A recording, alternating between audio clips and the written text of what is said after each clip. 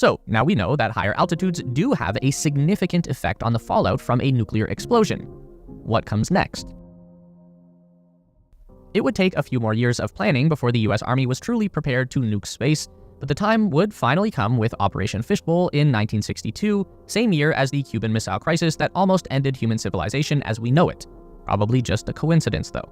Anyway, this was about more than just a Cold War arms race pissing contest. Fishbowl was a joint effort between the military, the Atomic Energy Commission, and the Defense Atomic Support Agency.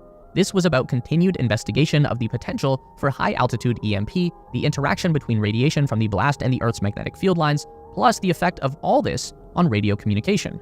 The Fishbowl tests were monitored by a large number of surface and aircraft-based stations in the wide area around the planned detonations and also in the southern hemisphere region of the Samoan Islands, which was known in these tests as the Southern Conjugate. The idea being that fallout from an explosion over Johnston Island in the northern hemisphere would get caught up in a magnetic field line connecting to Samoa in the southern hemisphere, which would create an aurora linking the two island regions.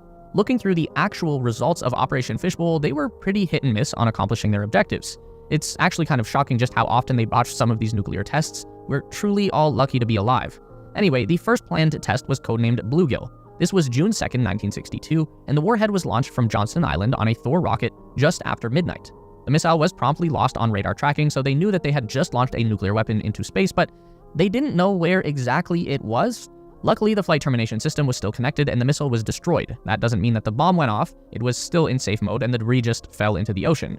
Attempt number 2 was codenamed Starfish. This was a couple of weeks later on June 19th. Another Thor missile launched from Johnston. This one flew for 59 seconds before the rocket engine failed, and the missile broke apart at around 30,000 feet, raining down plutonium-contaminated debris onto the island and surrounding water.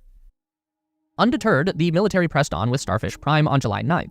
This time, the Thor missile would carry its 1.4 megaton thermonuclear payload all the way to an altitude of 250 miles or 400 kilometers above the Earth's surface, where it would successfully nuke space. This would go down as the largest nuclear weapons test ever conducted in outer space.